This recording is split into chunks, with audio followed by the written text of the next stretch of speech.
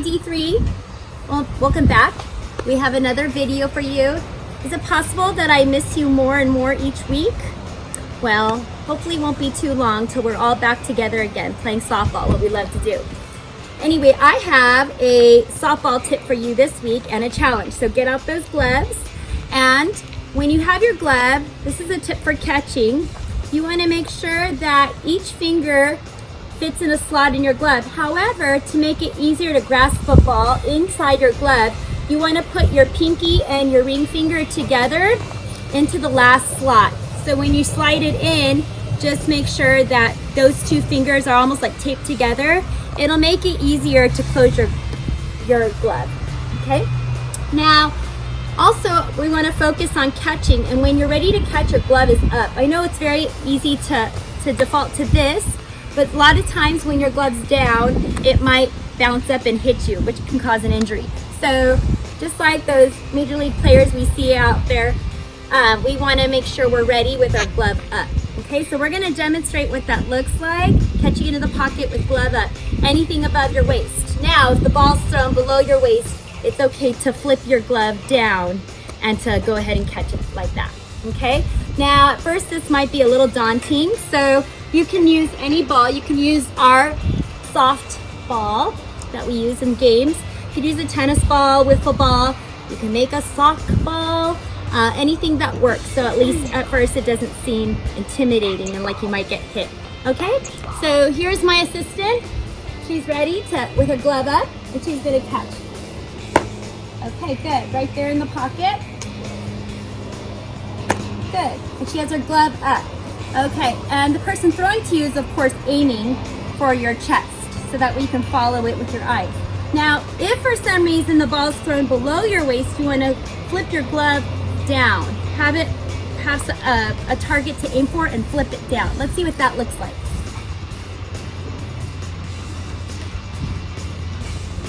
Notice she flipped her glove down. Nice catch. Okay, so you want to do 10 of those.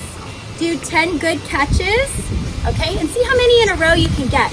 And then also, if anything's below your waist, you want to flip it down, okay? All right, so that's your challenge for this week. Please send us a pic of you doing that, doing some good catches with your glove, okay? Thanks. Thank you, Coach Claudia. Hi, D3. Can you guys say hi? Hi.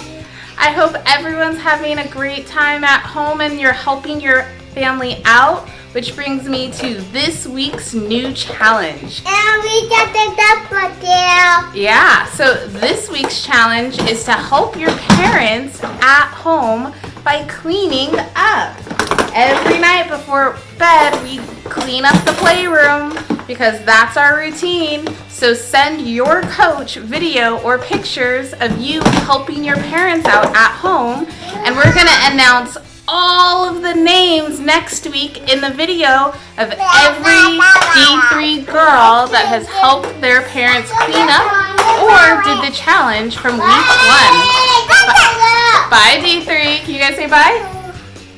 Bye. Hi, everybody. Hi guys, we wanted to give a shout out to all the girls who had March birthdays, and this is a special presentation just for you.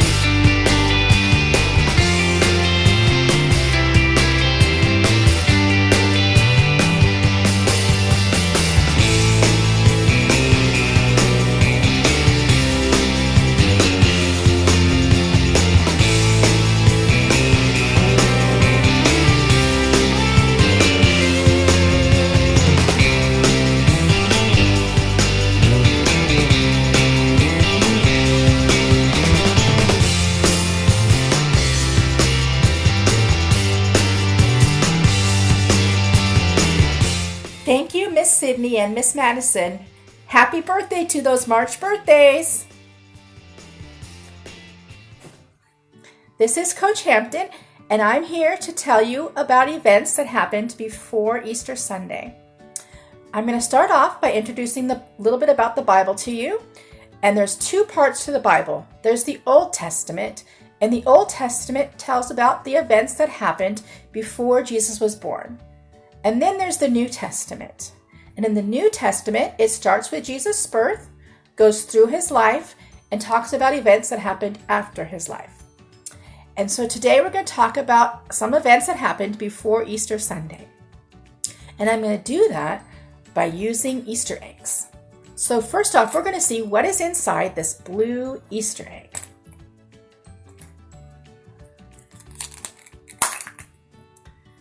So inside this Easter egg, we have a donkey. So Jesus had told his disciples to go find a donkey that was tied up with her colt and to bring it to him. And he said, when you go get this donkey, if anybody asks you why you're untying it, tell them the Lord has need of it and he will return it. And so they went and they found the donkey, and as they were untying it, the owner asked them, what are you doing? And they said, the Lord has need of it and he will return it. And so the owner let them take it. So they took the donkey to Jesus and they put their garments on top of it. And then Jesus got on the donkey and he was riding into the city of Jerusalem. Now there were lots of people there and they were so excited to see Jesus because they had heard about all of the wonderful things that he had done and how he had made blind people see and sick people get well. And they also had heard about how there was a man named Lazarus who had died and had come, and Jesus had brought him back to life. And so they were there to see him and they were so excited. And they put palm branches down on the road as a way to praise him. And they were saying, praising him and saying how wonderful he was, and so excited to see him as he was coming into the city of Jerusalem on Palm Sunday. So let's see now what is in our next egg, the pink egg. So in this egg, we have some coins. And this represents silver coins, 30 pieces of silver. Jesus had 12 disciples who were with him. They were like his 12 friends. And they were there with him when he did lots of his miracles and as he was giving messages to the people. And they heard everything that he said and they knew lots about him. Well, there was one disciple named Judas, and Judas was the one who took care of all of the money. And the religious leaders and the priests, they didn't like Jesus and they wanted to kill Jesus. And Judas went to them and he said, if you give me 30 pieces of silver, I will show you where Jesus is and I will help you capture Jesus. And so Judas accepted 30 pieces of silver in order to help the priests capture Jesus. Now let's see what's in our third egg.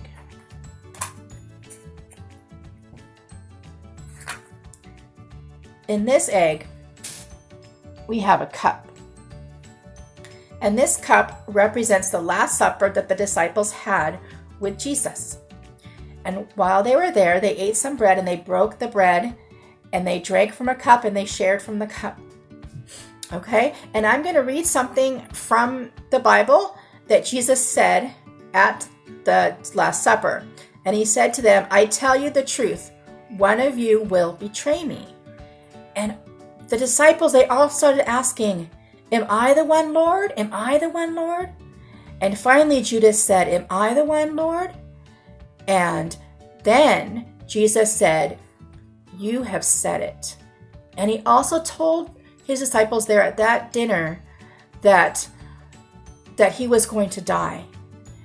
And so it was then that he told them. They didn't understand what he was talking about then, but he had told them about what was going to be happening really very soon. And this was the last supper that the disciples had with Jesus before Easter. So now Mrs. Kaylee has a really exciting activity for you. So let's go on and let's see what Mrs. Kaylee has for you. Thanks, Miss Crystal, for sharing part 1 of the Easter story. Over the next 2 weeks, we're also going to be covering the Easter story, so make sure you're checking Team App for our future videos. I also have some exciting news. You can be part of a KYL Girls competition called Kahoot. It's a Bible quiz that you can take online. I'm going to be posting the link on Team App. All you have to do is click the link. It'll take you to this page. And how you win the game Kahoot is by scoring the most points.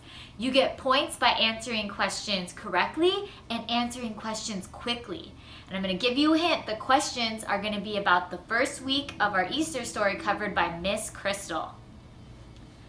Also, in next week's video, we're going to post the D3 girls with the top scores and give them a shout out.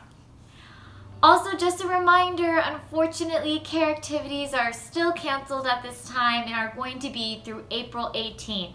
Continue to be checking Team App to see future updates about when we will be coming back. We miss you all so much. We love you, and we hope that your families are well and safe during this time. We are praying for you, and we wish you some fun adventures at home. Thanks. Bye.